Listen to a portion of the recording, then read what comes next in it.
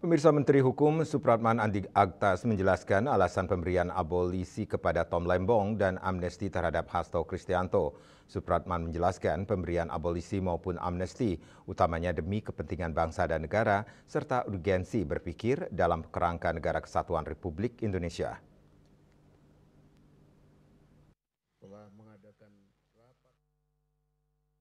Dalam konferensi pers di Gedung DPR RI Jakarta, Menteri Hukum Supratman Andi Aktas menjelaskan alasan pemberian abolisi kepada terdakwa kasus importasi gula Tom Lembong dan pemberian amnesti kepada terdakwa kasus suap Sekjen PDIP Hasto Kristianto.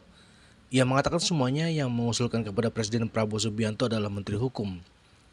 Ia juga mengatakan pemberian abolisi maupun amnesti kepada kedua tokoh itu telah berdasarkan pertimbangan tertentu. Andi Supratman menjelaskan pemberian abolisi maupun amnesti utamanya demi kepentingan bangsa dan negara, serta urgensi berpikir dalam kerangka Negara Kesatuan Republik Indonesia.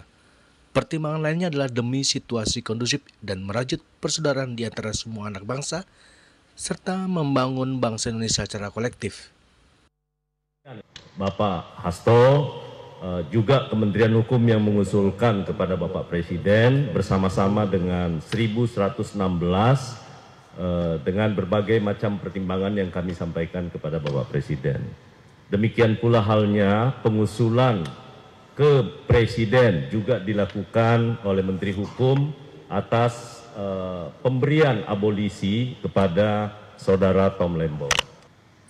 Salah satu yang menjadi dasar pertimbangan kepada dua orang yang saya sebutkan tadi, yang disebutkan oleh Pak Ketua, adalah salah satunya tentu kita ingin menjadi ada persatuan dan dalam rangka untuk perayaan 17 Agustus, Presiden dalam pertama kali meminta saya menjadi Menteri Hukum, beliau menyampaikan bahwa khususnya di kasus-kasus yang terkait, karena ada beberapa nanti yang akan... Dari Jakarta, Juli Soeharto dan Ketut Sumadiasa melaporkan.